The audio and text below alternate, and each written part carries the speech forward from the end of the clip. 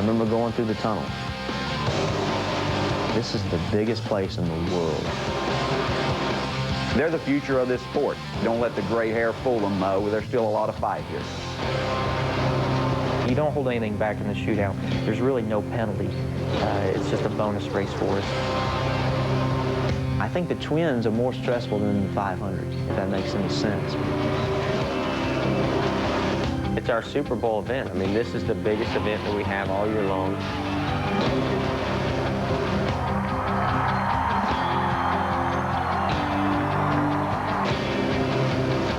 NASCAR puts it right in their face. I'm like, man, we're ready to go. Here goes the season. We're ready to get after it.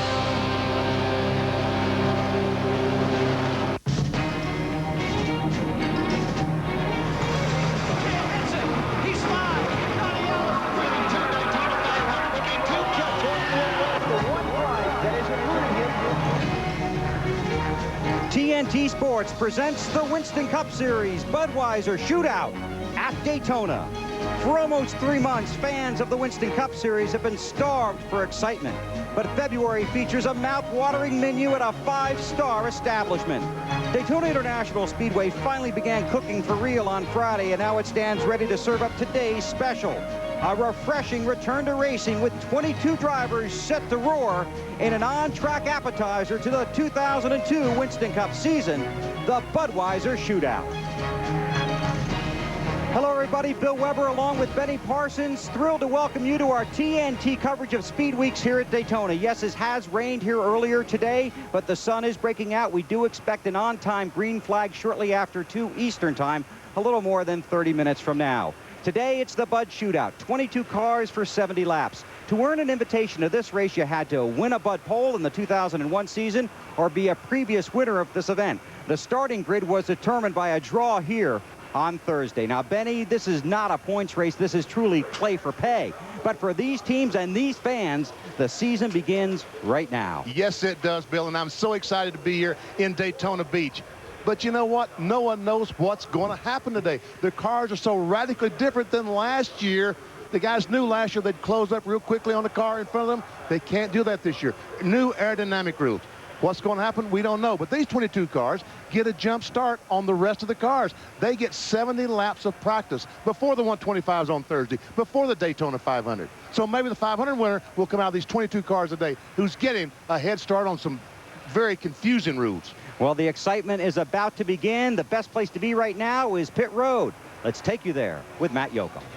Bill, in a field littered with tons of youth, veteran Ricky Rudd hopes to turn around his luck in Speed Weeks and win his first points-paying race next Sunday's big Daytona 500. But more importantly, Ricky, looking for your first shootout victory. Do you look at today as more of a test for next week, or are you going for the $200,000? Well, we've always gone for the win here and just hope it works out. And, you know, we'll have to wait and see how it goes today. I think if we don't run good, we'll turn around and we'll say, well, we used it for the shootout for a test. But, you know, we're here to try to win this thing. And I've had the bad distinction of having this thing nearly won a year or so ago and ended up on my roof. So hopefully it'll be our day today. In 13 starts, Ricky's best finish is 5th. He's trying to change his luck, but Dave Burns, another driver, is hoping to keep his plate luck here in Daytona. He's had very good luck, Matt. He finished 6th in the shootout race last year, and he was the winner at the last 2 restrictor plate races that they've had in NASCAR Winston Cup competition. But, Junior, they changed the rules on you over the winter. Can you be as good as you were last year? Well, we're still one of the better cars, I think, but it's just a little more difficult to get to the front, you know, where we were able to just drive right to the front with the other air package. It takes a little more work. It takes a couple more laps to set guys up for passes and things like that, and you need a little more help. So I think it definitely makes for more challenging racing. I'm kind of enjoying it, but you know, the outcome might not always be the same or as consistent as it has in the past. We'll just have to see. He's not letting us in on whether or not he thinks it's absolutely doable. Marty? Well, Dave, from one all-star to another. Now, there are 22 cars in the shooting match today. That's more than ever. And this guy, Jeff Gordon, starts at the back of them. The Winston Cup champion got a lot of cars to pass, new rules that make it harder for you to pass. Can even the Jeff Gordon, is that too big of a task for you to pass 21 cars today in 70 laps? Well, 70 laps is quite a long ways around here. You know, handling's going to become an issue. You got a pit stop involved there. So, I mean, it's a total team effort race. And it's not like the shootouts we've seen here in the past where you got to get it done in 10 or 20 laps. So I think we can do it. Even as hard as it is to pass, I think it's going to be a great race. You're going to see a lot of passing towards the middle and back of the field. But I think those guys are going to get stretched out there in the front. We're going to have to find our way to catch them.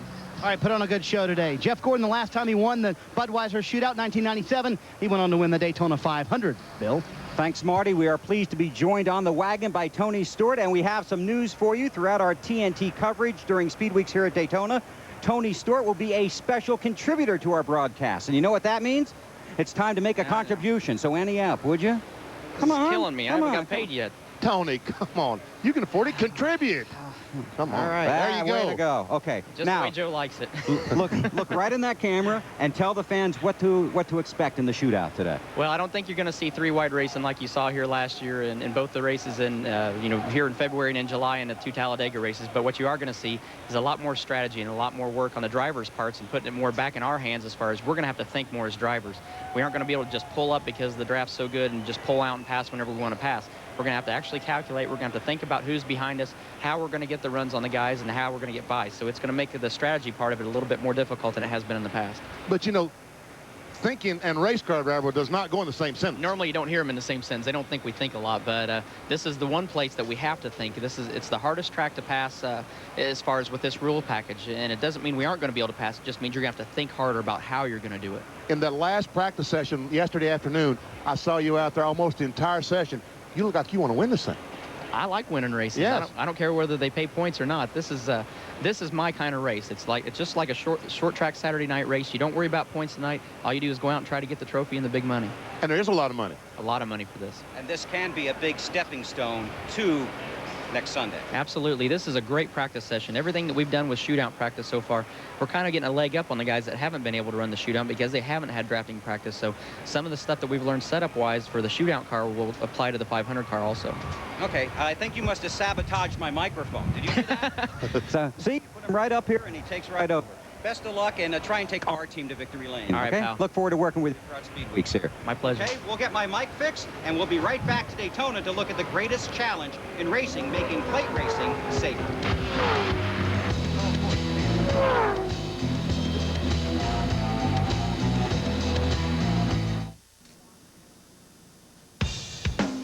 The NASCAR pre-race on TNT is brought to you by Stacker 2, the world's strongest fat burner. Burn fat, crush cravings, and supercharge your energy. By Georgia Pacific, we make the things that make you feel at home. And by Autotrader.com, the biggest, best used car site on the planet.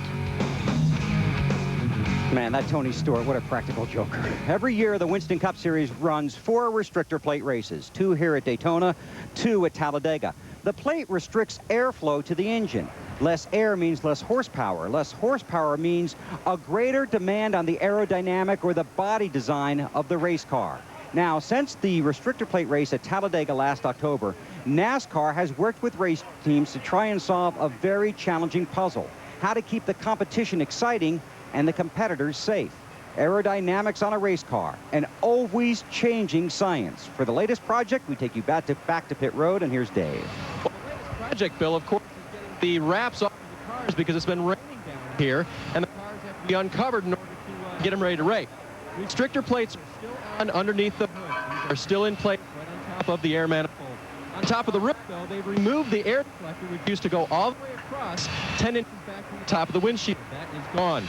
And on the back of the side, let's go back to Bill. We're having some technical problems. Okay, so obviously Tony ran out there and took care of Burns. But basically, Benny, any aerodynamic change is a big one. Why don't you show us what we saw last year and compare it to what we might see this year? Well, that roof strip that Dave talked about is 1 3/8 inches high. That rear spoiler was 70 degrees. The cars knocked a huge hole in the air, left big void behind them, so you could really close up quickly. And as a matter of fact, you could run the middle groove at Talladega. That's something we didn't see before. Watch last year as Andy Houston goes right through the middle and continues forward. As a matter of fact, when Dale Earnhardt made that charge from 18th to win, he went right through the middle of the cars. I don't think you'll be able to see that this year with the new aero rules. Well, it's a pleasure to be joined again this year by Wally Dallenbach. And Wally, the goal here is to break up those 30-car packs to try and make plate racing a little safer. Well, think it'll work? I think that's going to work. I don't, like you guys said, I don't think you're going to see the 3 wide like we've seen in the past. I think it takes a little bit more racetrack to get these cars to handle right now. Did it make it safer? I don't think it made it safer. Still have that opportunity of a guy making a mistake up front. If he makes a mistake up front, he can still take 20 or 25 cars out. So we still have the risk of the big crash. Okay, Wally.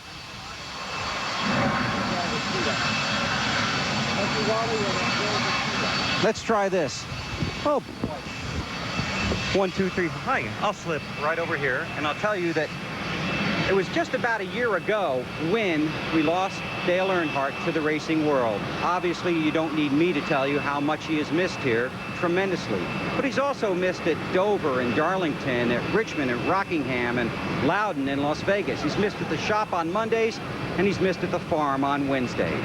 Jim Huber is here now to remind us all that it was the pleasures of knowing Dale Earnhardt that has helped us get through much of the pain. Bill, he is everywhere, and he is nowhere here. He is overwhelming in his presence on these hallowed grounds and devastating in his absence. He is here at every turn, just a black painted blur growling through yet another grim-faced draft, and he rests at the top of turn 4, here no more. It is astonishing, daunting even, the contrast. You feel Dale Earnhardt, and yet you miss him dearly. You sense him and know he's surely nearby. And yet you also know he will never be here ever again. What a gift to leave this racing world then. What a contribution, a legacy, to be gone and yet never ever leave.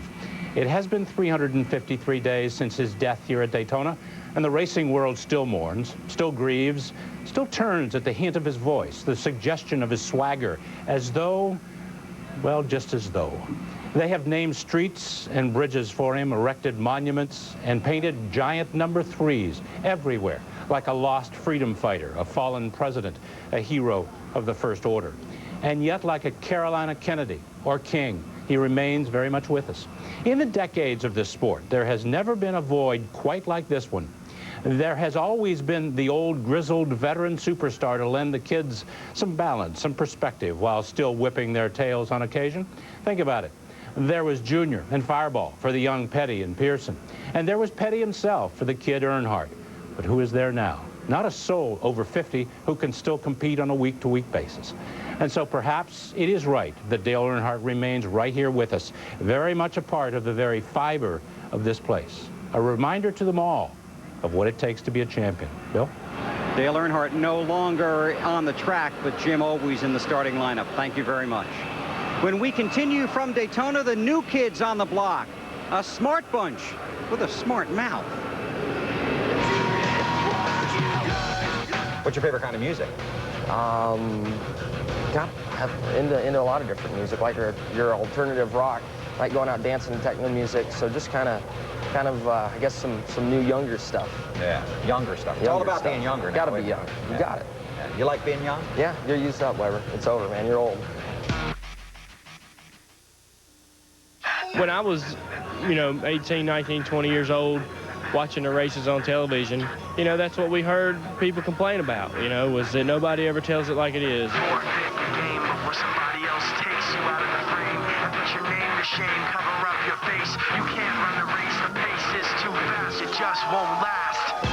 Me and these other guys that came into the series over the past 4 or 5 years want to make sure that we can make a mark by being more honest. And sometimes it gets you a little bit of trouble, but sometimes you worry whether you did the right thing or not. This year, Dale Earnhardt Jr. is expected to lead a parade of promising talent on a march toward the title. Now, don't worry if you can't see him coming, because you'll definitely be able to hear them. They are confident, they are competitive, and they are unafraid of confrontation. They like to go fast, turn left, and they occasionally like to lead with their mouth. But on this season-long safari to success, a little reminder to these big game hunters.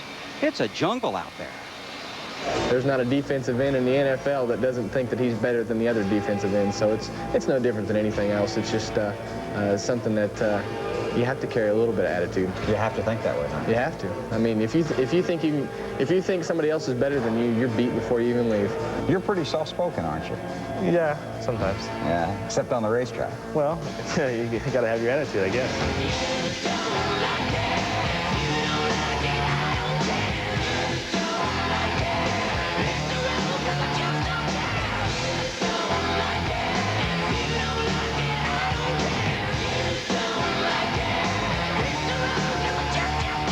I think I'm a nice guy. I like to get along with others, but at the same time, you know, you got to stand your ground on certain issues, and people are climbing all over the side of me during the season. I'm going to have to do the same thing back. Confidence is believing. I consider believing in yourself, believing in your race team, believing in your team owner and your sponsor, and I've got all the above. With new attitudes, you get different personalities, and you just don't get the same cookie-cutter people that you've seen in the past. So, you know, having that variety, I mean, they say variety is the spice of life. Well, we got a whole cupboard full of spices now.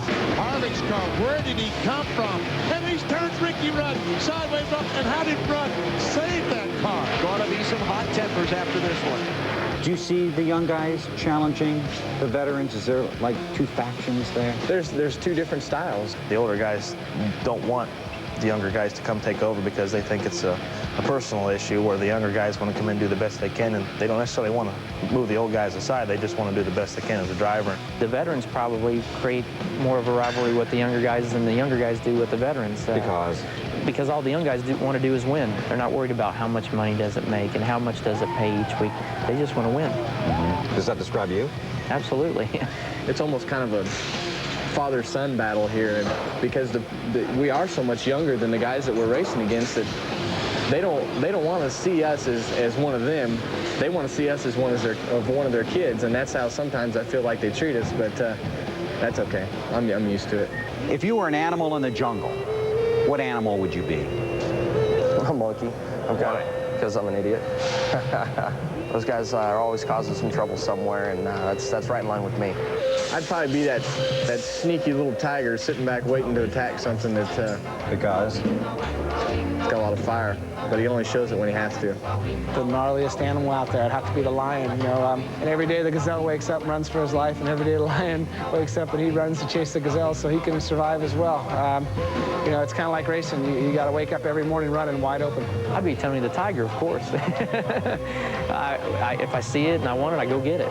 If you talk to anybody else, they're going to tell you I got a bad attitude, got a bad temper, and I'm real aggressive. So for the most part, I mean, I like to get out there and get after it. I'm not out there just riding around. Intense. Definitely intense. Harvick, he'd probably be a wildebeest. A what? A wildebeest. What exactly is that? That's like the cow-like thing, and the cheetahs always chase them, but they usually end up getting the cheetahs and spinning them out.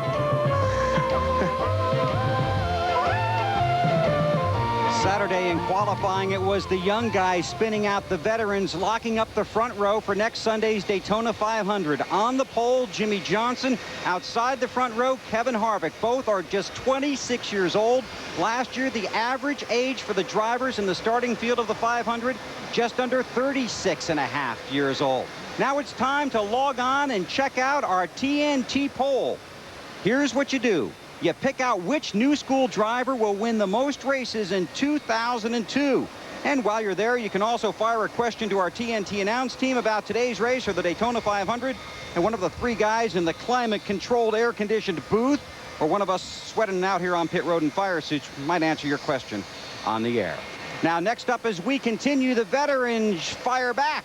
Yeah, they used to shoot from the lip, but now they let their talent and their titles do the talking. I don't have one bit of respect for a young guy that comes on. I don't care how much talent he's got, that runs that mouth, and it's like, I'm the only guy, get out of my way. You can do it different than running that track. There are things that these young guys can do that us veterans can't do.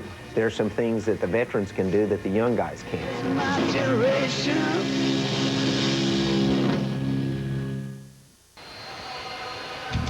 TNT Sports is live at the Daytona International Speedway for an all-star shootout. 22 drivers earned an invitation to the 70-lap $1 million event. The field contains 9 Winston Cup championships and represents 23 of the 36 race wins from the 2001 Winston Cup season. Now, come here for just a second. If you listen really closely, in a few minutes, you'll hear the creaking sound of some crusty old drivers climbing into their race cars. Don't worry, they'll never remember I said it.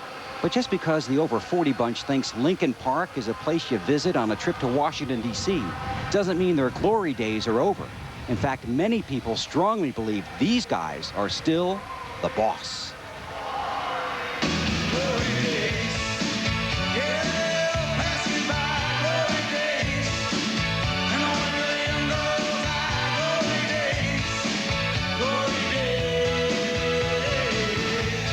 10 years ago, when you raced Winston Cup, there were 20 drivers in the field that were good enough to win, and there was 20 in the field that weren't.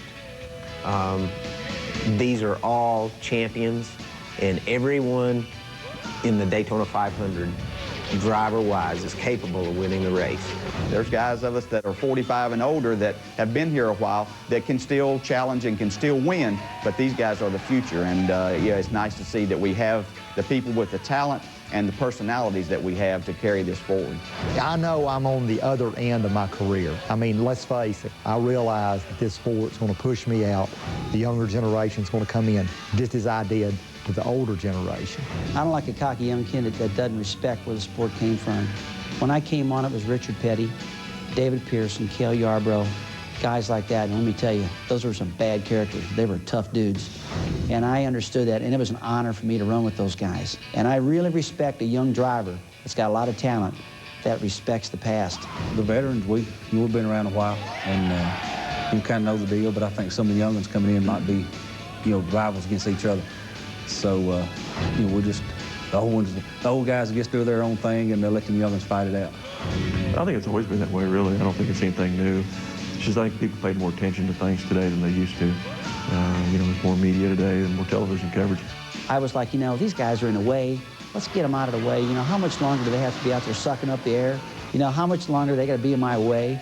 I had that attitude. But now I know what that attitude felt like, and so I'm not paying much attention to them. I plan on kicking their rear end for a long time. In race situations, in tough situations, they've been there already. We talk about young people. You usually like to think experience counts for something, and it does. But these guys have a lot of experience, whether it's in NASCAR Winston Cup racing exactly, and most of them have a lot there now. But they're tremendous talents, and they're the future of this sport. There are things that these young guys can do that us veterans can't do. But there's some things that the veterans can do that the young guys can't. They still need to learn some things, and I hope that they don't let the gray hair fool them. There's still a lot of fight here. You look at the Dale Jarrett's, the Rusty Wallace's, the Ricky Rudds, they were all the same age. We're still whipping up on those young guys pretty good, and I'm kind of feeling good about that.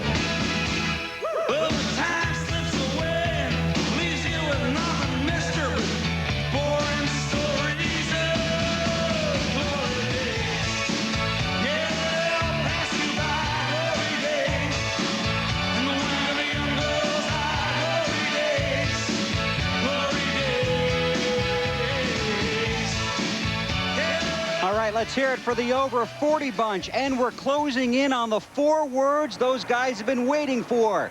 Here's your vitamin E. We'll take you to the grid in just a moment.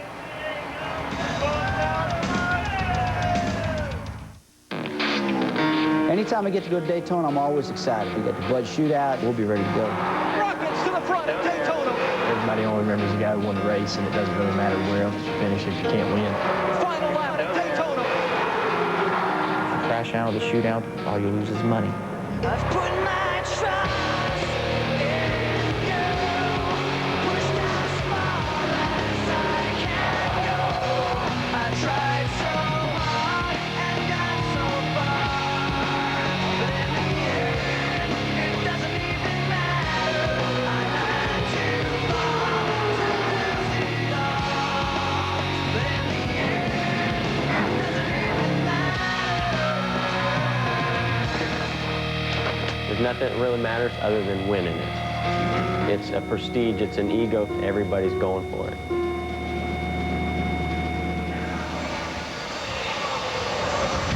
TNT Sports presents the NASCAR Winston Cup Series.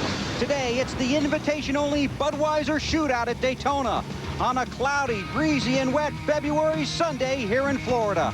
Let's take you to the front row, and here's Marty Snyder. Well, Bill, it's a very interesting front row. Kenny Wallace, the class clown, is on the outside of the front row. He pushed his brother here to the win in 1998. He says, hey, it's someone's turn to push me to the win. But the big story's on the other side. Kurt Busch, the super sophomore, qualified 43rd for the Daytona 500, but more importantly, just got his car to the grid. That's not going to do much for your nerves, is it, Kurt? It's just like the six-pack, the Budweiser Shootout. Brewster getting that car. But we got our car here.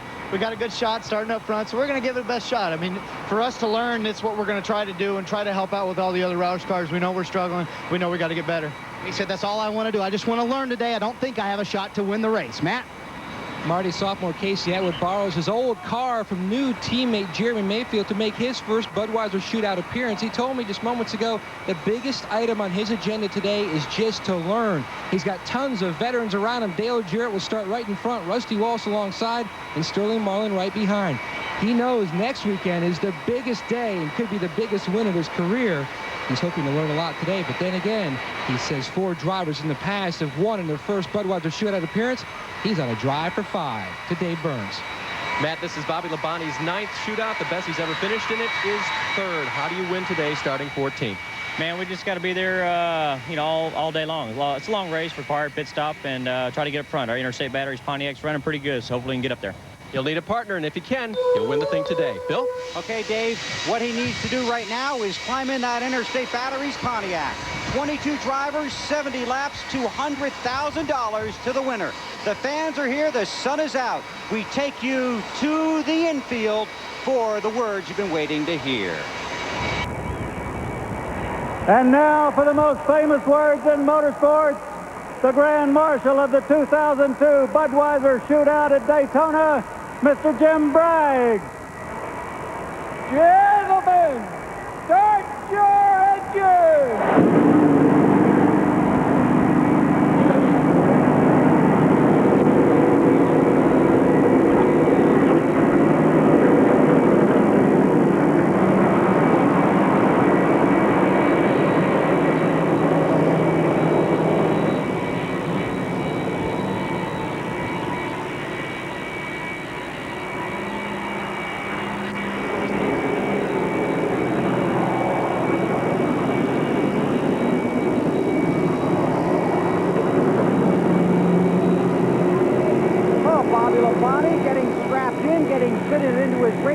Getting the engine fired and getting set to go.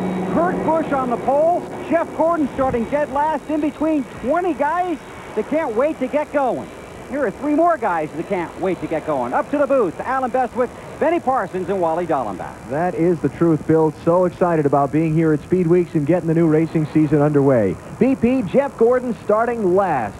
Great setup. Can he pass everybody and win? You know, I wondered that same thing myself. So I talked to Robbie Lewis this morning. He said, I think we can. We can make up a couple of positions on pit stops. We interviewed Jeff Gordon, and he said he thought he could get there. But it's going to be very difficult. He's got to have someone help him, maybe someone, help him push him through that field. I don't think he can do it by himself. It'd be fun watching him try to get there, that's for sure. Wally, this new rules package the drivers are racing under today, Benny talked about 22 guys with a head start on finding out about the Daytona 500. Is that what this race is all about? And this is about the money. The winner gets $200,000. If a driver's got a good deal, 50% of that, 100 grand, give Uncle Sam 40%. Man, you're sticking $60,000 in your pocket at the end of the day for 70 laps work. That's what it's all about. I like that he remembered Uncle Sam's part in there, though. Money. Never forget Uncle Sam. Yeah, I know. It gets you in trouble fast. All right, we've got the first green flag action of the 2002 NASCAR Winston Cup Series season, the Budweiser Shootout at Daytona. The starting lineup, well, the lineup introduces itself to you more likely when we come back after this.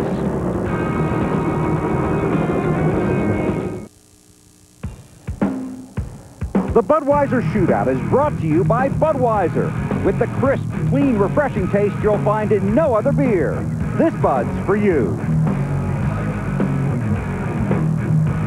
22 drivers getting set to sprint 70 laps at the Daytona International Speedway in the opening action of the 2002 NASCAR season. It's the Budweiser Shootout, coming up live on TNT. Rained a little while ago. The track is now dry, though, and you see the field has rolled onto the Speedway to make their parade and pace laps. Normally, we introduce you to the starting field. Let's do something a little different, a little fun today. Let's let the starting field introduce themselves to you. I'm Kurt Busch, and I'm on the pole for the Budweiser Shootout. I'm going to keep everybody behind me. I tell you what, I drew good. I drew second. That's where I want to be. Let's see if we can stay up there all day. Hi, I'm Tony Stewart. I'm the defending champion of this race, so you better watch out. Hi, I'm Kenny Schrader. We're starting fourth. We've won it a couple times. We've had some big problems here, too. I'm Bill Elliott, starting fifth in the Budweiser Shootout. Hi, I'm Ricky Rudd, driver of the Haviland Taurus. I'm starting sixth in the Budweiser Shootout. I'm Terry Labonte. I'm starting seventh in the Bud Shootout. I'm Ryan Newman. The class begins with the Budweiser Shootout. Hi, I'm Dale Jarrett, and hopefully we'll have our UPS cars up front before you know it.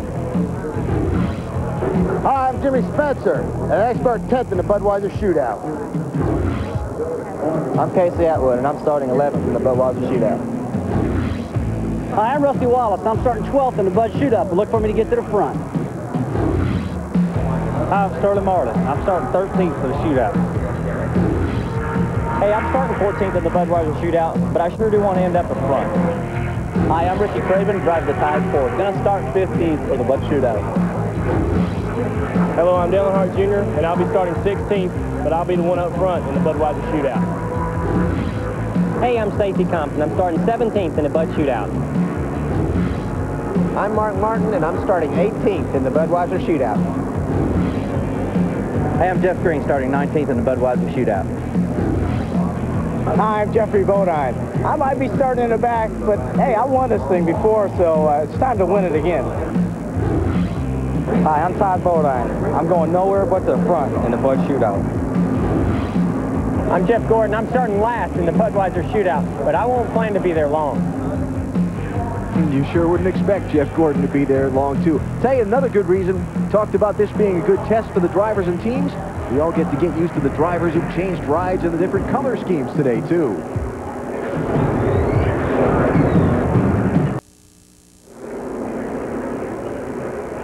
At the Daytona International Speedway, waiting on the start of the Budweiser Shootout, the first green flag action of the 2002 NASCAR season. It rained just a short while ago here at the Speedway, so they're going to make a couple of extra parade and pace laps, make sure the track is completely dry. That spot on the Speedway, particularly turn 2, is drawing some concern right now. Let's try to talk to Tony Stewart and check on the racetrack. Tony Stewart, Benny Parsons, you read me? Yeah, Benny, go ahead. How does the track look, especially over in turn 2? I think it's fine. I think it's race ready. Well, good enough. What are your thoughts now as you're getting ready to start the 2002 season? I'm excited. I mean, we didn't have much of an off season, but I can tell you this is the seat that I always want to be in on Sunday, and look forward to getting back in the car. So I'm real excited right now. Good luck to you, man. Thank you, pal. Tony Stewart getting set to go from 3rd position in the Budweiser Shootout. Going to be at least another lap and a half before the green flag, so let's take the opportunity to squeeze in a commercial break here. We'll be back for the start. Welcome back to the Budweiser Shootout on TNT, a special race of 70 laps in length. They will need to stop for fuel, but they have to make a mandatory stop in order to change 2 right side tires. That's really the only specific rule to the Budweiser Shootout. Let's go to Matt Yoakum. Crew member changes and safety storylines this weekend begin the whole year. NASCAR mandated that all crew members that go over the wall must wear fire suits and safety helmets. You can see the Pennzoil team, they've all got helmets on. These guys will go over the wall. A great opportunity this race for these guys to try out this new safety paraphernalia in race-ready conditions. Marty? Well, Matt, those rules were made for very good reasons. Remember the bad pit road accident at Homestead where 3 members of Ricky Rudd's crew were injured? I'm happy to report that all 3 of these guys are back. Kevin Hall, the front tire carrier, Bobby Burrell, the front tire changer, and John Bryan, the jackman, are back at work full steam. They started practicing the first week in January, haven't missed a step yet. I asked them if they were nervous. They said, no way. We worked today early on in the ARCA race. Alan? 70 laps. Some $966,000 on the line and a chance to test out the new rules at Daytona. We're about set to start the 2002 NASCAR season as the pace car heads for pit road, and Kurt Busch leads the field to the start of the Budweiser Shootout.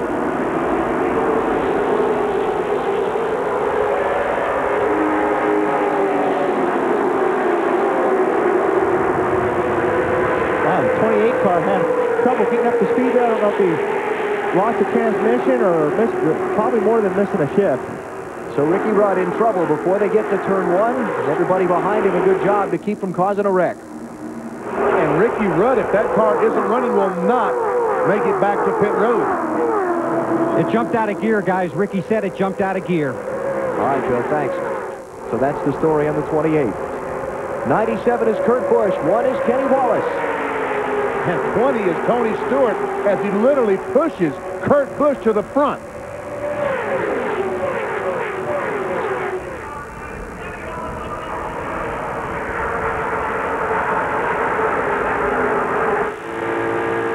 This is on board Ricky Rudd. He's down at the end of the backstretch. Actually, he's only about halfway down the backstretch, so he's definitely not going to make it back around. He's got first gear only, so he might make it back, Alan. First gear only. He's going to try and make it to pit road. Okay, Bill, thanks. Yeah, there it is. It's running. But first gear is, he can only run about 60 or 70 miles per hour in that gear. And sometimes what happens, especially on a restart, if you try shifting real fast, it gets hung up. And it actually makes the gear shifter moves, but it gets hung up in first gear. They could probably jack that car up and get it fixed, but Budweiser Shootout, not going to gain a whole lot. That's the point. Experience, unless they want to learn something. But they have another car. They have a teammate, the UPS car. Dale Jarrett is out there, and they can get the feedback from him. And watch Terry Labonte go through the middle. I said it couldn't be done. We just saw Labonte do it. I'm not sure if he went to the middle or he got put in the middle, but that's racing from fourth on back. Kurt Busch, Tony Stewart, Kenny Wallace up front. So much for there being no three-wide racing under this rules package. Well, don't forget, we're still on fresh tires here, so if you're going to get away with it, now's the time of the race when you can. Up the inside comes Bill Elliott in the red number 9. Working on Ken Schrader for fourth. This is Elliott.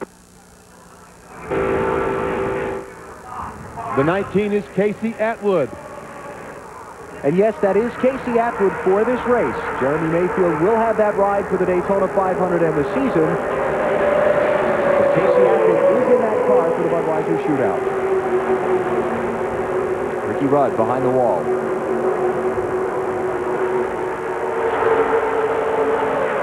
And Tony Stewart has moved up into that second spot. Now, that second pack that kind of got separated off in that shuffle around run in the opening lap, they've caught up. Now we're going to get to see what these rules are going to do. Stewart to the outside, a drafting push from Kenny Wallace. New leader. And that's the place that I saw all the passes made last night in practice, on the outside. You would think the bottom of the racetrack is the place to be. It was not in that practice session, and the pass was made by Tony Stewart on the outside.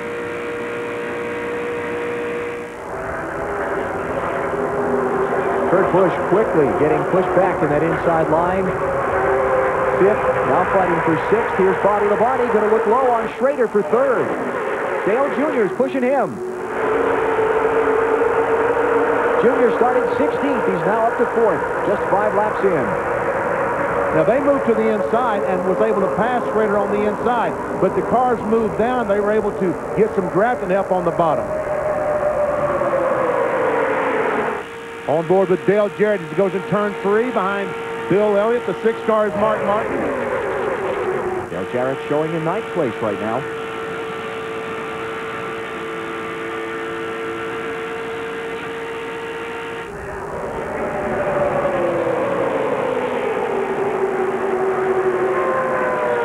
One of the things we saw in yesterday's Bud Pole qualifying, when cars are out one at a time on the track, as you see the field coming up on the back of Ricky Rudd, who's just come off of pit road onto the Speedway.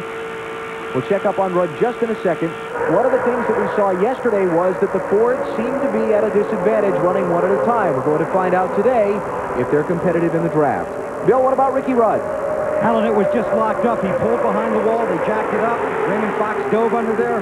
Gave it a good whack. Ricky said that fixed it, and off they went. And obviously they're going to stay out there for just what Benny said, the experience and maybe helping a buddy. His buddy's coming up on him right now. His buddy would be Dale Jarrett, his teammate. Jarrett goes by, Rudd on the outside, but he's not able to get behind him and help push. Little anxious up front. And Bobby Labonte and Jr. goes by the 1 car, Kenny Wallace. Here comes the 36. Labonte started 14th. I was going to say you got 2 sets of teammates there, but Kenny Wallace couldn't latch on to Dale Earnhardt Jr. Dale Earnhardt Incorporated teammates. Kenny's going to get shuffled.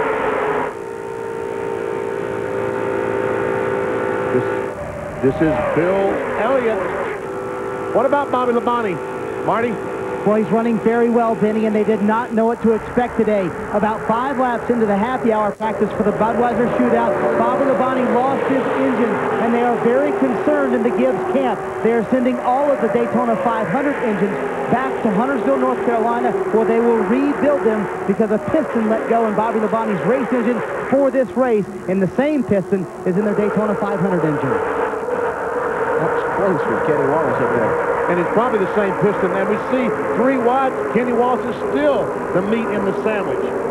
Oh, contact there. Tom Bodine nips the side of Kenny Wallace. Jeff Gordon's right behind all this. Here's Gordon's view. Jeff Gordon started 22nd last time by, was running in 20th position. So he's only picked up 1 spot. So Ricky Rudd out of the mix because he's 3 laps down. And yet, Bobby Labonte started 14th, and he's up to 2nd. Just underway. 9 of 70 laps completed in the Budweiser Shootout at Daytona. Tony Stewart is the 2nd leader of the race.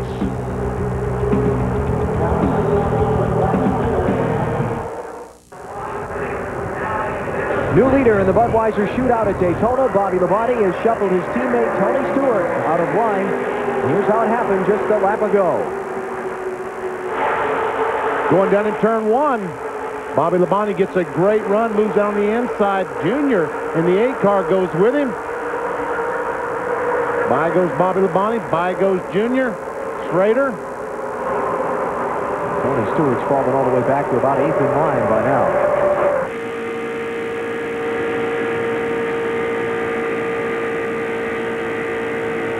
The NBA on TNT and TBS. A lot of action coming up this week. Tuesday night on TBS, New York Knicks and the Orlando Magic are the early game. Then in the late game, Michael Jordan and the Washington Wizards visit Shaq, Kobe, and the LA Lakers. Wednesday night on TNT, it's Phoenix and Minnesota. Kevin Garnett, center spotlight. And then Thursday night, it's Washington and Sacramento. A couple of teams on the way up. Teams leading out west. It's coming up this week, the NBA on TNT and TBS.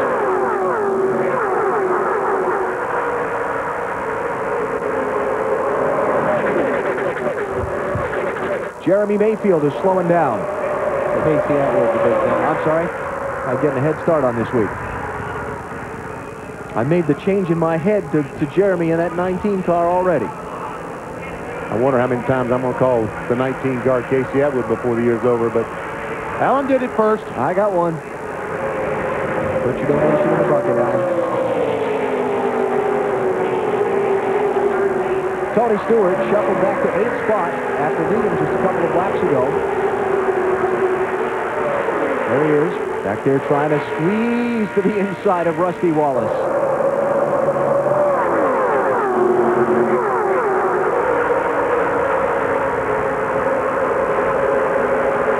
Which was great until they got to the straightaway and he had no drafting help. Then the parachute out, came out the back.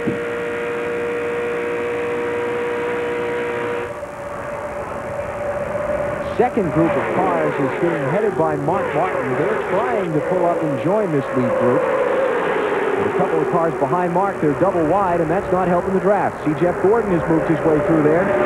Gordon started 22nd. He's up to 13th. And that's Jeffrey Bodine right behind Mark Martin and James Finch's car. It's number 09. There we see Gordon. As you said, last time by was 13th. He's on the outside line. With some help from Kenny Wallace in the 1 car. Kenny was second in the early laps. But shuffled out of the draft, and now he's fighting back around in this traffic. Kenny Wallace's car must not be handling very well. While you see how much space he lost going down in turn 1. And there's been a few of those cars, BP, that look like they're using a lot of space right now on the racetrack. Gap from Bobby Labonte back to Jeff Gordon.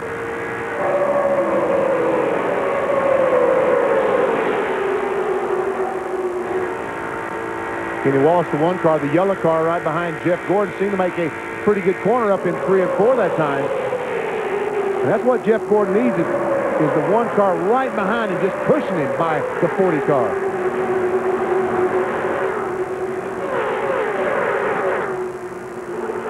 Matt Yoakum, what happened to the 19 car?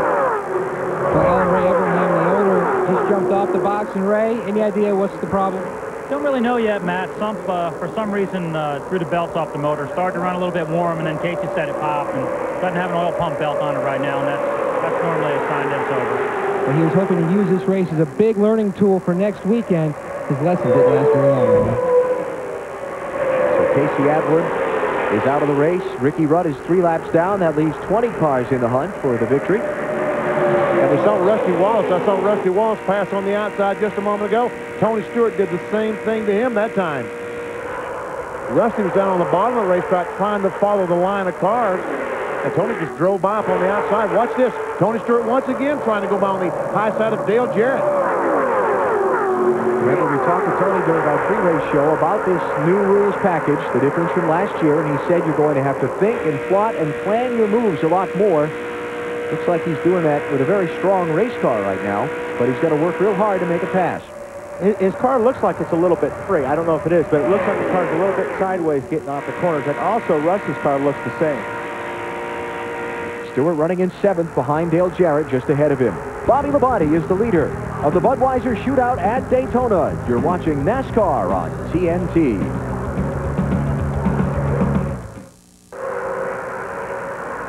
Bobby Labonte continues to lead the Budweiser Shootout at Daytona, but they've been mixing it up just behind him. You've got Dale Earnhardt Jr. second, Kurt Busch third, and now Tony Stewart continuing to pick his way back toward the front. He's up to 4th.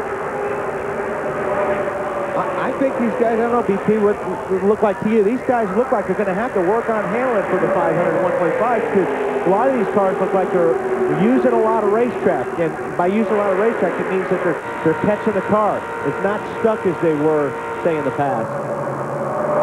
Well, last year, that 70-degree rear spoiler and that air deflector on the roof, all that stuff planted the car into the racetrack.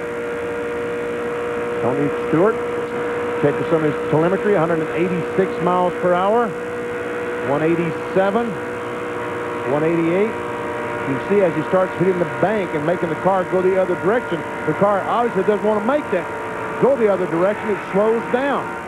And he goes by Kurt Busch, takes over 3rd spot. Little push from Ken Schrader, also driving the Pontiac, as is Stewart. And now here comes the rest of the field. Jeff Gordon and Tom Bodine continuing to draft together forward. Marty, something going on with Bobby Labonte? Well, things going very well for Bobby Labonte on the racetrack, but one slight problem. He does have a radio problem. He can hear the team cannot hear him. And if you're going to have a radio problem, that's the worst kind to have because the team does not know how the car is acting on the racetrack and what changes to make on pit road. Or when you want to come in for a pit stop. Yeah, if Bobby Labonte has some type of problem and he wants to come in. And looky here at Junior. Go right by with some help from Tony Stewart. And Bobby's losing 2nd. He's losing 3rd, maybe 4th. Todd Bodine moves into 4th position. Todd started back in 21st. He and Jeff Gordon started on the last row. They're up in 4th and 5th. Does Bobby have a problem? I saw that time he went turn 1 very, very high. If he does, he can't tell his crew. Marty, does he have a problem? He said he thinks he might have a flat tire or a tire going down, Denny. The team is getting on the wall in case he does come down pit road. But I believe he's going to stay out there. Communication now between Jimmy Makar and Bobby Labonte, and Jimmy is trying to talk to him and trying to figure out what the problem is. But again, Bobby cannot really talk to the team. They're hearing a little bit of what he says, but not the whole thing of what he says. I got you. But they did hear flat tires somewhere along the line. Look at this. Labonte low, Kenny Wallace high, Sterling Marlin in the middle. Stacey Compton, the dark green car, trying to help Bobby Labonte get by Sterling. He does. That's A.J. Foyt's Conseco machine.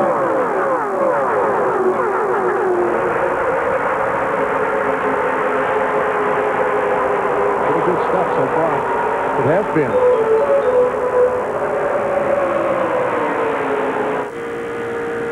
Over at NASCAR.com, we've been taking your questions at TNT Race Talk. How many cars do the teams bring to Speed Weeks and why? Well, the guys that are in a Budweiser Shootout would probably have 3 cars here. Wouldn't you think, Wally? Yeah. Car for the Bud Shootout, a car for the Daytona 500, and a backup for both. most of the other teams bring 2 cars. They bring their main car and a backup car, a spare if they have a problem. They crash the car, they back the other car off the trailer, go through tech, we're ready to go. Dale Earnhardt Jr. is the 4th different leader of the Budweiser Shootout. Dave Burns is in his pit. And Alan, not only does he get the benefit of being the leader of this race, but he also gets the benefit of cool air hitting that front radiator area. He was overheating, as were many of the cars up through the top 10, and he was running about 230 degrees in the water temperature. That's quite a bit. So he was bobbing in and out behind Bobby Labonte to get some air to that radiator, but now leading, he can get that pressure in there. And the team, in fact, is probably going to make a change when he comes in, take a little tape off the front to help that situation as well. Marty? Dave, here's the deal with Bobby Labonte. He said when he went into 2 a little while ago, picked up a real bad push, and then all of a sudden got really loose. That's when Benny saw him going back through the field. The radio communication, they can only hear him in the tri-oval, and it's very scratchy when they do hear him. Matt? Marty reports in from Tony Stewart, the driver in the second place number 20 machine. He says his car's a little bit tight, but that's not the biggest concern. Chris Woodward, the engine tuner, walked over to me. He says, I'm a little worried. Tony just said the water's up to 240. He's riding behind the 8 car of Dale Earnhardt Jr. They're hoping he'll pull out to get a little cool air in there to cool that water temperature down, Bill. Matt, originally Terry Labonte simply couldn't find the right line of traffic to get in. Then he finally started coming forward. But in that traffic, he had the same overheating problem that Dave Burns was talking about. So he had to fall back, get out of line, cool off the engine, and now he's trying to move back to the front. But every time he gets in traffic, the temperature starts to go up. One more thing, just a reminder, these guys do have to pit. A lot of radio chatter right now about our original strategy, but watch for the big pack, because when they come, so are we. Didn't we see a lot of overheating on cars even under the old rules last year? You see one thing, watch on the bottom of Junior's car there. I noticed this morning that he had that tape completely up. And I talked to some guys, and they said they must be gambling on being out front. Because if you run that bottom taped up like that and run back in traffic, you are going to overheat. Some of the other cars you'll see have an opening in the bottom, getting some air there, because that's the highest pressure. That's where the air does the most good in cooling the engine. So we'll be seeing a lot of tape being pulled out the front of these cars when they do make a pit stop. A Chevrolet, 2 Pontiacs, and a Ford occupy the top 4 spots. It's Dale Earnhardt Jr. leading the Budweiser Shootout at Daytona. Remember, they have to make a green flag pit stops. Those should start soon.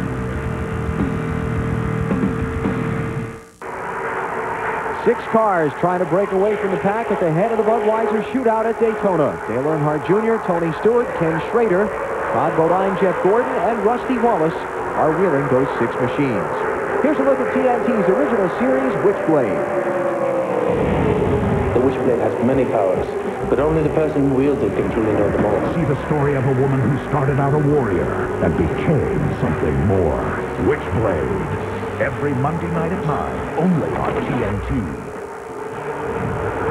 The first season of Witchblade every Monday night at 9 here on TNT. Alex.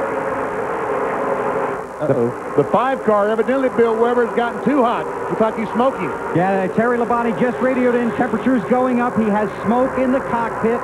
They asked him for a temperature reading, but he said they're getting high. It's getting hot, and he has smoke in the cockpit. We'll have to keep an eye on it. Not too good. We see the Conseco car has all tape on that bottom part of his grill as well. So, you know, Terry Labonte, the 7th fastest qualifier for the Daytona 500 yesterday in time trials, and a lot of optimism around that camp after a dreadful season a year ago.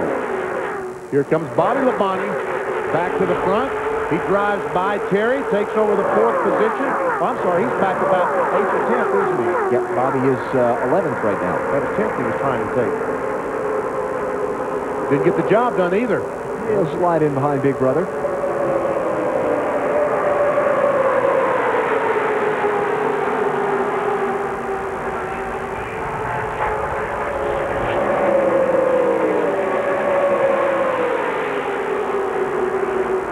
Ricky Rudd. Ricky is 3 laps down. On the start of the race, the transmission jammed up. So we had a foot camera on Ricky Rudd's car, the 28 Havoline car, because we wanted to show you that these drivers would use the brake to slow down rather than backing off the throttle.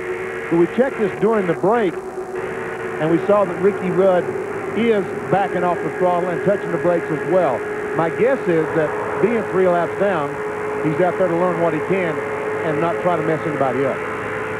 Yeah, I've got to agree with you on that, because normally the car's got a big push and it's not turning, then you're going to roll out the throttle a little bit, but he's getting way out the gas.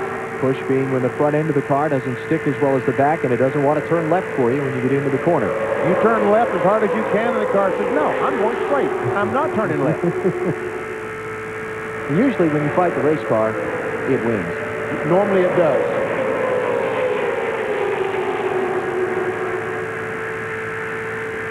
Halfway when they come back around, and now we're creeping in on that window of green flag pit stops. The rules for the race mandate you must come in under the green flag and change at least 2 right side tires. Last season we saw some guys short pit. They came in the opening laps of the race, and they got so far behind they ended up going a lap down. They kind of got caught out of the drag. So I think lessons learned from that. We'll see everybody come in at once. And it's going to be real important, not just the pit stop itself, but getting into pit lane and off of pit lane. Slowing these cars down right in this area right here, when you're trying to get the car slowed down to that pit lane entrance, those cars don't want to stop. Real easy to lock the brakes up, real easy to hurt transmission. And I talked to some crew chiefs this morning down in the garage area, and that's the concern they were talking about. Do we stop early, take a chance on losing a lap, or do we stop late? The reason for stopping early, if you get out, get your tires, the caution flag should come out. You do not have to make a pit stop. You stay out, get track position. One barometer of how these new rules are working out versus the package used a year ago. Lead changes in the Budweiser Shootout. You see, this is a brand new format almost. They used it in 2001, 70 laps, but in 2000, only 25 laps. Had 4 lead changes, and today there's only been 3. Tony, I talked to the 20. He's not saying anything yet. 40. They're looking at lap 40. Ty Norris, the spotter for Dale Earnhardt Jr., telling Tony Uri that he talked to the 20 guys and they aren't saying anything. They're talking about maybe lap 40. You want to just all fit together? Matt, what's going on with Tony Stewart? Well, Benny, he just came on the radio and he was talking to his crew chief, Greg Zippendell, and he says, we are going to pit with the 8 car, right? He says, well, it's up to you. He goes, you're darn right we're going to pit with the 8 car. And he says, well, how is your car?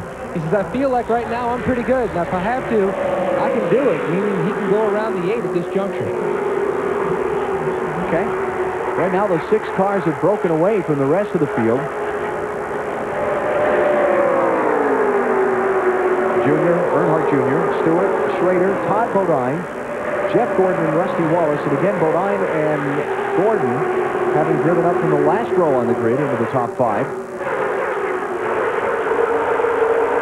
And here's that second and third group. The 18 back there, they're going to pit on lap 40. The 20 is still saying 40. That's more of Dale Earnhardt Jr.'s radio. Here's Bill Elliott, Stacy Compton. The 09 is Jeffrey Bodine. 20 definitely coming in 40. Jeff Green in the 30. 7 laps, it'll be 6 laps now away from what we expect to be pit stops. So let's take a break here, and we'll come back for the action along pit road. Back in Daytona, pit stops are underway. The Rushville Rocket, Tony Stewart, stop already completed. Last year's winner took on 4 tires, no chassis adjustments. There was some debate whether to pit with the 8. The 20 team wanted to come on 1 lap, the 8 team wanted to come another. So Tony did his own deal. Here comes the leader, Dale Earnhardt Jr., off the track onto pit road. With him are Rusty Wallace and Jeff Gordon. And others behind as well, including Dale Jarrett, Jeff Green, and Stacy Compton. Now, how many tires will he change? Tony Stewart changed 4 tires. You only have to change 2. Tony Stewart changed 4 for a better handling car. Well, he certainly has to change the right front because he went all the way through that thing, getting to the brake. How about it, Dave? What do you got going? 4 tire stop for Dale Earnhardt Jr. Another car has been complaining about losing grip around the track on all 4, sliding the tires. Perhaps that's the same problem for Jr. Just a wipe of the grill. Doesn't look like they took any tape off, and he's out of here. Exactly the same stop as Tony Stewart. Now we'll see where they end up on the racetrack in comparison to each other. and see who was able to get off and on pit road better.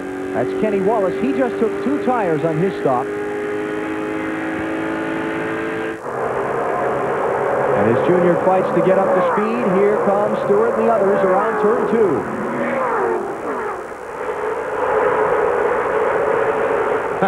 And Junior is pushing a hole in that firewall, trying to make that thing go faster, faster.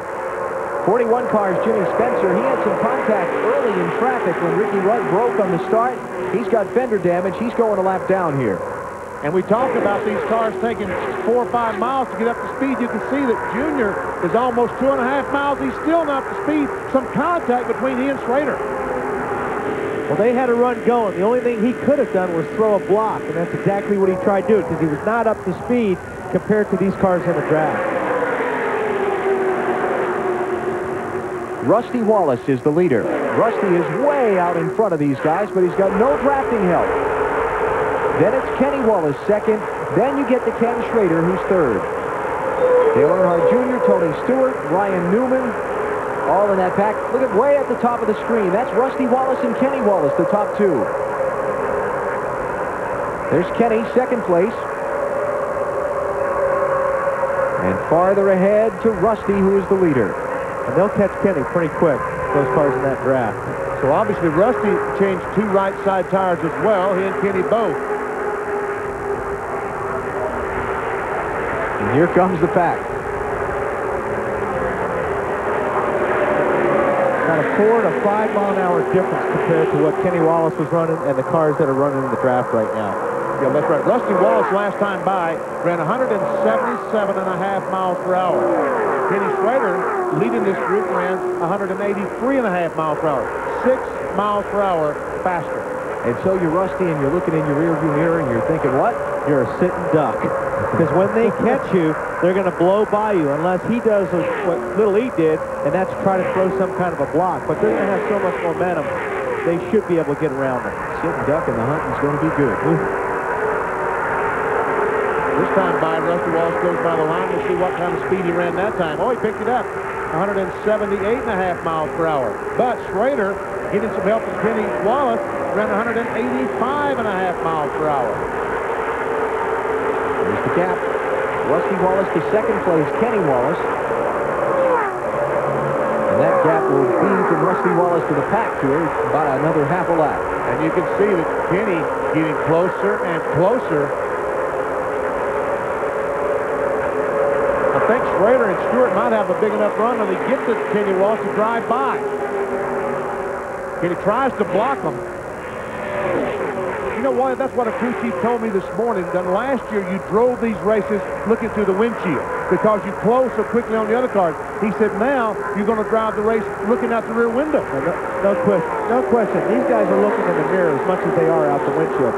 Especially, and like I said, Kenny was a sitting duck. There's nothing you can do. These guys are running 4 or 5 mile an hour. By the time faster, by the time they get to you, you can't do much. You can throw a little bit of a block, but you can't go too much or you're going to cause a big wreck. Now we see Rusty Wallace, Schrader the lead, 3/10. A quarter of a second, 2/10.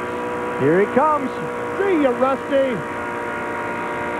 And that was a good move by Kenny. He gave a little fake job there. It kind of looked like he was going to go down low, and then he pulled it up to the right path from high. A couple of St. Louis boys racing for the lead, but it's no contest. Ken Schrader's got all the drafting help. Now, Rusty should be able to latch on to the back of Sterling's car here and stick with this draft. Tell you what, Sterling Marlin, that 40 car, his crew must have done a tremendous job because he was 3 or 4 seconds behind this group. And look at Tony Stewart drive under Schrader. Who's Junior going with? No question. By himself, probably. That's why Tony, I think, moved down, number 1, to get away from Schrader, but number 2, to try to block a move by Dale Earnhardt Jr. in the 8 car.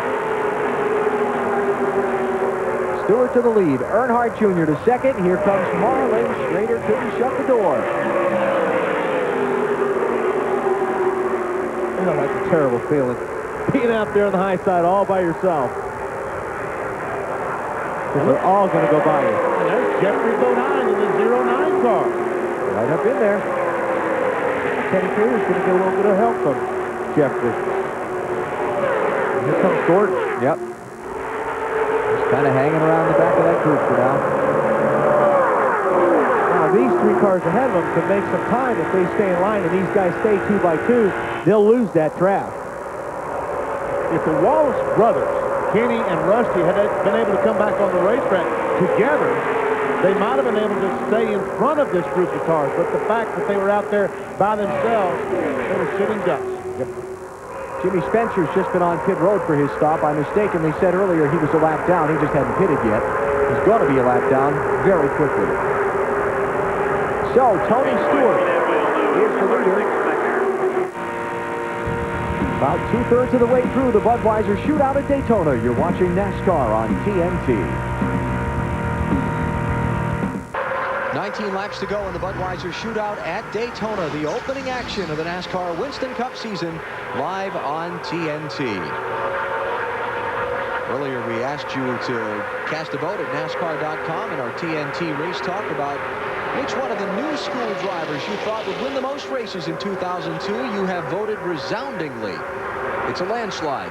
Wow. Kevin Harvick for president. Oh, we wouldn't vote for president. We had the thing open for barely an hour, and 38,000 and some of you cast votes. We appreciate it. We'll have more NASCAR Race Talk throughout the season as we bring you events here on TNT. Now, right about now, BP, you know, you and I really, I'm looking in the mirror, I saw you, and you really weren't my buddy earlier in the race. But now I'm reminding you about that Christmas gift I bought you. I want to see if you're going to help me here in the last few laps. That's right. These guys are all trying to figure out who their friends are right now, because it's real important these last couple laps, who is going to go with you and who's going to hang you out. Well, we've got 2 fairly young guys in the front, Junior and Tony Stewart, and they worked together in happy hour yesterday afternoon. They ran almost the entire time nose to tail like this. Junior in front, Tony in front. Also, Kenny Walsh is in that group. Now you have Sterling Marlin, Kenny Schrader, the 40 and 36, about the same age guys, around 45 years old. That leaves Jeff Gordon with nobody. Well, but Kenny Schrader's got a Hendrick engine in that car. So there is a little bit of cousin relative, you know, you're a relative, but just distant. Yeah, distant relative, that's right. I disagree with both of you. I don't think anybody out there has any friends. They all want to win. Of course they do. But they want to use someone else to help them win. Sterling knows he's going to have to have somebody go with him in order to get by those 2 guys. Schrader. Well, that's what I'm saying. He's not going to help Dale Jr. Check this out. 3 deep. Bobby Labonte sticking those left side wheels down there below that yellow line. Looks like he got pushed down there to me. And in the driver's meeting, once again, if you go underneath the yellow line to improve your position, you will be blackballed. Watch this about a lap ago up in turn 1. It's Dale Jarrett, Rusty Wallace, and Jeffrey Bodine. Hello. Wow. DJ felt that little nudge in the right rear, and you see Rusty Wallace talk about backing off the throttle, and that was the point I was trying to make. When you back off, how much momentum you lose. We saw Rusty back off, and bam, cars going by on the outside and inside. Kurt Busch squeezing his way up in front of Todd Bodine. I thought a minute ago that this second group was organizing itself into single file to try and run up and get involved in the race for the win, but well, that went away. The spotters are going to start calling them a little bit closer right now than they have been the first 50 laps, too. What are some of the Winston Cup drivers who are not involved in this on-track action think of the rules and how they're affecting the racing? Dave Burns has got that for us. Well, Alan, Jeff Burton is watching his Roush Racing teammate Mark Martin struggle at the back of the pack. What do you think about his run, as well as the guys doing great up front like Stewart and Earnhardt? Well, we figured those guys would be up there. Mark and Kurt, I can't speak for anybody else, but those guys, we're just not fast enough having Fords, and they made some sacrifices on their setups to try to go fast. And then they got a problem with Hamlin, but we're just a little too slow right now. You think you can catch next Sunday the 8 car, the 20 car? 7 more days till then. A lot of work we can put in. We got our work cut out for us, obviously, but you know, it is what it is. You got to make the most out of it. This is a chess match. That's what this is. This is a different kind of race than last year. It's more of a strategic game, and hopefully we can take advantage of that. Believe me, Jeff Burton is thinking about how he can say checkmate at the end of the Daytona 500 next week. these guys have been working on these cars all winter to try to make them go fast. It's going to be real difficult to make up that much ground between now and Sunday, and I think Jeff knows that. But that's right, he does know that. But they're at the laboratory now. You see, they were at the manufacturing plant for the last 2 months. They brought it to the lab. Now they're on the racetrack, and here maybe they can make some things happen. Kenny Wallace, Bobby Labonte fighting for 9th spot. Point of reference in the 5-car lead draft, there is no Ford. Pontiac, Chevy, Dodge, Pontiac, Chevy. And there are those 5 leaders. 13 laps to go. Who's going to get the big check as the winner of the 2002 Budweiser Shootout at Daytona? We'll find out when we come back to the World Center of Racing. You're watching NASCAR on TNT.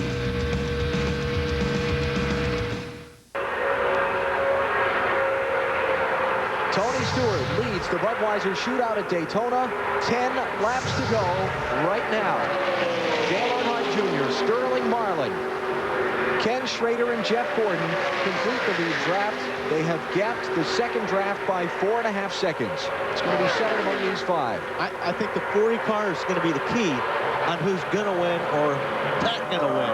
Depending on if the 20 car and the 8 car start racing, whoever the 40 is going to go with or doesn't go with, I think that's going to be the key. If they stay like this till the end. Look at the gap back to the second group. Dale Jarrett, Bill Weber, a lot of folks thinks being held up by the 12 car there, Brian Newman. Boy, Alan, you're absolutely right. With about 23 laps to go in this race, that second pack was closing on the front pack by as much as 0.8 of a second. What they wanted to do is they wanted to get Dale Jarrett in front. They got shuffled out. Jarrett fell back behind Brian Newman. And they wanted to get Jarrett back out in front to get Terry Labonte behind Jarrett and then try and rope in these guys. As you can see, they finally got Ryan Newman shuffled out of the way. He's got body damage, so he's slow. They got the 88, the 5, the 18, and the 1. They still think there might be enough time to catch those front runners, especially, Wally, when those front runners start racing for the lead. You're right, Bill. I mean, if they can all get lined up, if they can get 10 or 12 cars lined up, they will catch that first group. But, boy, they've got to get lined up. I don't know if they've got enough time now, unless we get a caution. They've got to pick up over a ½ second a lap, and I can't see that happening because it's not changing.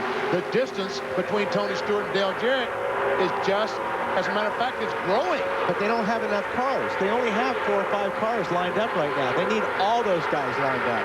The other thing I agree, I think it was Bill that made the statement, but when those front 5 start racing among themselves is the key. If they start that soon, the backpack will catch them quick. If they stay in line until a couple of laps to go, then they don't have a chance. Absolutely. A couple of guys who've fallen off the pace. Stacy Compton has lost the lead draft. Jeff Green is back off the lead draft. Bill Elliott, Ricky Craven, they pitted separately early. They've lost the lead draft. You've got Jimmy Spencer a lap down. Ricky Rudd had a transmission problem on the initial start. He's 3 laps down. And Casey Atwood is out of the race with an engine problem. No cautions so far. Leaders, Tony Stewart and Dale Earnhardt Jr. have done most of it. 23 and 20 laps apiece, respectively. Now we see Jeff Gordon falling back a car length or 2. I mean, that's not because he's slow, because he's trying something.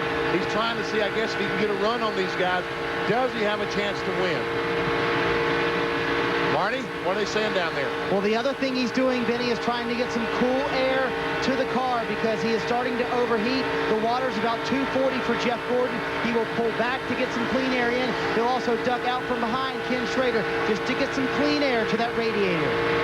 Well, you have to be careful when you do that because you can duck out once or twice and you can lose that draft. Ken Schrader has led today. Sterling Marlin has not. All right, what's going to happen here? 6 to go when they come around. Who's going to make the first move? Where's it going to come from? I think Junior has to be the guy that makes the first move, and what he does dictates what everyone else does. How about the leader, Matt? And that's exactly Tony Stewart's concern. He keeps telling his spotter, Mark Robertson, keep an eye on the 8. If he starts to back up, it looks like he's going to try to make a run. Let me know so I can throw an offensive maneuver. So he can't make the move. Also, he's saying, start counting me down from 5 laps down because I'm going to be a little bit busy. Marty? Matt, don't forget that Tony Glover and Sterling Marlin have won 2 Daytona 500s together. Tony just told Sterling on the radio, you are the master of the draft. Take these young boys to school and win this race. I see Marlin and Schrader trying to go. I I agree. I see them knowing that Earnhardt Jr. and Stewart have the best cars, and I see them trying to get together and go soon. Dave Burns. All right, does your boy have to be the leader in this draft? Does he have to be the one to pull out and try to win? Yeah, I'm sure he's going to have to be the one that pulls out. If he don't, he'll be fifth for sure, because it's only a matter of time. Those three behind him is going to get antsy. And you can't do it by yourself with these rules, so he's got to have help. Now, whether they want to help him or not, I don't know, but hopefully he can stay in front of him. All right, Junior has to be the first one to get antsy, it sounds like. That's what I think. I think that he has to be the guy that makes the move, because I'm not too sure with these rules that Sterling and Schrader and Jeff Gordon can do anything with these front two cars. I think Junior's just backing up to try to get him a run. A little gap there up to Tony Stewart. Remember, we heard the report from Stewart's pit a minute ago. If Junior starts to back up, let me know. That's right. Like I said, drive through the rearview mirror. But if these three guys behind him line up, they'll be able to do what they want, meaning Sterling, Schrader, and Gordon. Gordon outside of Schrader. This is for fourth. The first move is made. Gordon is up a spot. Now Sterling has a good pusher behind him, because we all believe, the 24 car is pretty strong. All of the moves we've seen made, almost all of them have happened on the outside. Could get a little ticklish. Because as you come off the corner, there's just not enough horsepower with that small restrictor plate to drive these cars up off the corner and try to get a run on someone. 3 to go. Jeff Gordon, winner of the Budweiser Shootout in 1994 and 1997. Sterling Marlin, a two-time Daytona 500 winners. The next man he's going to pass. Kenny Schrader won this Budweiser Shootout in 2 years, 1989, 1990. Tony Stewart, the 20 car, won it last year. Dale Earnhardt Jr. won the most recent Winston Cup race here last July, the Pepsi 400. All these boys know how to get to victory lane here. They do know what they're doing. And Junior, that little backup again.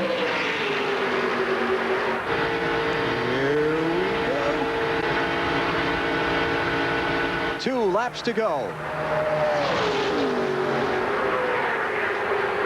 Looking low. Stewart to block.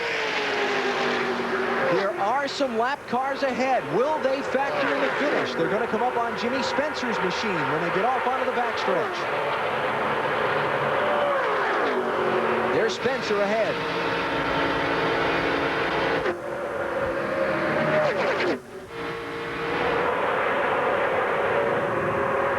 So far, no move. Jeff Gordon wants to go to the outside, but there's no help out there. Can he do anything? He looks like he might have a run. He's going for it on the outside. Schrader will go with it now. Gordon for third as they come to the white flag. Got the momentum up top, slow it on the bottom to 41. Last lap of the Budweiser Shootout. Earnhardt Jr. fell back off of Stewart a little bit. Does he have the momentum now? Trying to force Stewart up off the bottom. Got to run. Cannot make it happen. Is Jeff Gordon going with him? No, Gordon's going to the outside with Schrader. Gordon getting the push. Moves to second. Junior digging back down low. Stewart's loving this in his rearview mirror. While they fight for second, that could be the gap Tony Stewart needs to win the race. Here they come. Final sprint to the checkered flag. Stewart's going to do it 2 years in a row. Tony Stewart wins the Budweiser Shootout. Earnhardt Jr. edging Jeff Gordon for second. I think that Tony Stewart, when he looked in the mirror and saw what was happening for a second spot, he moved over and helped Junior get the spot, because Junior had run behind him for so long and helped him stay up there. Well, not only that, but I think Gordon had a run, and he was going to try to break that run because he had some momentum coming. 31 of 70 laps led by Tony Stewart. He holds them all off in the final miles to score his second straight win in the Budweiser Shootout. $200,000 for that hour's worth of work.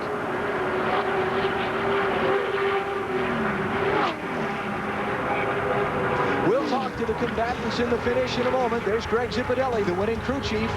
You're watching NASCAR on TNT.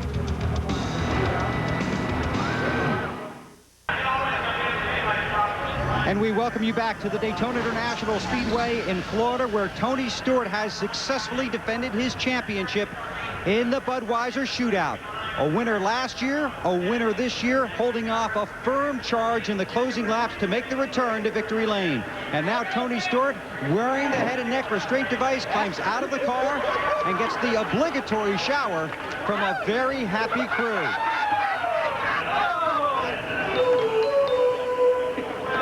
Greg Zipadelli here. Way to contribute. Congratulations. That was a fun race, it looked like. That's what you wanted. Yeah, my Coke tastes a heck of a lot better than this beer does right now, but we had an awesome day. I mean, this car was great. All the Home Depot guys, we stuck to our game plan all day, and you know, we ran with Junior a lot in practice. We knew that we were the two strongest cars. It was just a matter of us getting together, and you know, before the pit stop, we got hooked up, and he knew I wasn't going to do anything. We're just going to sit there and run, and you know, I knew he'd take care of us toward the end of it too. Now, what do you mean you knew he'd take care of you? Because in these restrictor plate races, you never really know somebody's going to take care of you. With 5 to go, I knew he wasn't going to take care of me. I mean, he may be Dale Earnhardt Jr., but he's got the talent of Dale Earnhardt Sr. He's tough, and the same things his father tried to pull on the last couple laps, you know, he did this year. So just a matter of just trying to counteract every one of his moves with a counter move that was going to be productive. So you had to watch your mirrors a lot and had to do a lot with both feet. So obviously the mirror is very important under this set of rules. How did the cars handle, Tony? Well, let's put it this way. I didn't have to hold my breath at all, which is nice. You could race guys. You know, we got back there and we were the last car in line, and none of us thought we were going to be able to pass. And you know, I started picking my way up one at a time on the outside when we were the last car of the lead group there before we pitted. So, you know, anybody that says you can't pass, you can pass. And the good cars today got to the front. I mean, everybody that had a good car in practice got to the front today, so I thought it was good. Congratulations. Good luck the rest of Speedway. Thanks, bud. Tony Stewart wants to have more fun this year and concentrate on winning. He's off to a great start here in the Budweiser Shootout. We go back to Matt.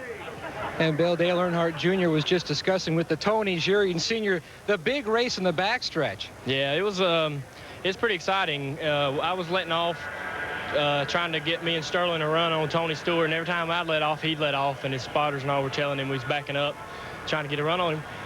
And Gordon was sitting back there 5th or something, and he saw an opportunity to get some runs on us on the outside.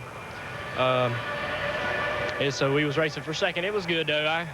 I made him earn it, but we still finished 2nd. What'd you learn for next weekend? Not a whole lot. We tried a little bit different stuff. Tony Jr. told me just now that we tried a few things, and that's something we might look forward to practicing with later on in the week. But I learned you need to be up front because it's going to be hard to get past. But Dale Earnhardt Jr. takes home a 2nd place today in the Budweiser Shootout. To Marty. Well, Matt, for a guy, Jeff Gordon, who finished 3rd, you sure were crowing on the radio about how much fun you had in this race. How difficult was passing out there, though? Well, when you start 22nd and you finish 3rd, and I thought I had 2nd, good. I was pretty excited. That's pretty good. So we're real happy with the DuPont Chevrolet. I got to thank Pepsi and Quaker State, Fritos, GMAC, and new sponsor Lowe's. This is great to be able to get the 200th anniversary car up there running good. Looks good. Needs to be up front there. And I was having a blast out there. I tell you what, I thought that I wasn't going to be in that top 5 group there for a little bit. We come off pit road and they got out there on us pretty good, but you know, I got up there and I was just biding my time. We got inside 5 to go and they started shuffling a little bit, and it gave me some momentum to make some passes. And you know, I said to myself, I'm not going to finish 5th. At least I'm going to try real hard not to. And got a couple moves that worked for me, and I got a push from Schrader there, and I almost had a little lead. That was a lot of fun. We were bumping and banging trying to get back to the line, see who was going to. It was almost like we were battling for the win. All right, check out the line of cars here that are impounded right now. There will be a trip to the wind tunnel for 1 car from each make at least. NASCAR mandated. Alan? All right, Marty, thanks. Had a great crowd here today at Daytona. Sat through a little rain earlier and wound up seeing Tony Stewart win the Budweiser Shootout for a 2nd straight year. And that was impressive. Jeff Gordon start back in 22nd position, worked his way up to 3rd spot. But Jeff Gordon usually runs pretty well at Daytona. Pontiac wins. Chevy finishing 2nd and 3rd. First Dodge was Sterling Marlin in 5th. First Ford was Dale Jarrett in 6th. Jimmy Spencer had that fender damage. Ricky Rudd, the transmission troubles on the start. Casey Atwood, only driver who failed to finish. He had an early engine failure. Back with more from Daytona in just a minute.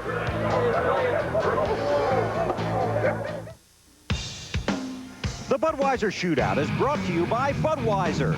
With the crisp, clean, refreshing taste you'll find in no other beer. This Bud's for you. By Stacker 2, the world's strongest fat burner. Burn fat, crush cravings, and supercharge your energy. By Dodge. You can take life as it comes, or you can grab life by the horns. And by the Home Depot, NASCAR's home improvement warehouse.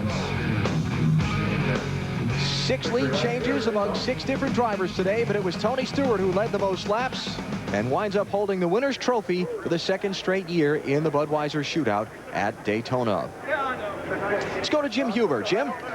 Thank you, Alan. And so we are off now on a new beginning. Tantalized today, teased, set up for next week's season opening Super Bowl of stock car racing. And we leave on this excursion taking the memories of what was and the dreams of what shall be. Let's hope for the sake of a wonderful storyline that 60-year-old Dave Marcus can make next week's field, for it would be his 35th Daytona 500 and his last race as a driver. He's retiring. It would not only be poignant but appropriate, with the old man perhaps at the back of a pack led by 2 virtual youngsters, Jimmy Johnson and Kevin Harvick. Between them, with 35 fewer appearances at the 500 than old Dave Marcus. And children shall lead them. How indicative of the direction the sport has taken of late, and they are not there merely to clutter the field, but to compete at the front. Kurt Busch on the pole for this afternoon shootout. Dale Jr. and Casey Atwood, Tony Stewart, Elliott Sadler, and Ryan Newman. The list grows faster than their chin whiskers as they lead NASCAR into not just a new year, but a new era. We, of course, still mourn one of the greatest losses racing has ever known. But as we come here to Daytona to commemorate Dale Earnhardt's passing, we can look ahead to a sport he left in awfully young, but awfully good hands. Alan?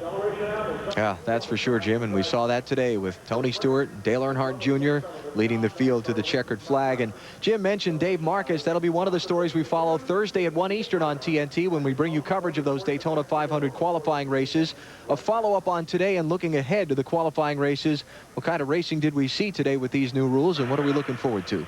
Well, I thought the racing was better than I thought it was going to be. I think they need, again, if I had a clean piece of paper, I would give them a little bit more horsepower, about 20, 25, so they could come down the straightaway, pull out, and hopefully try to go by someone. I think it looked good.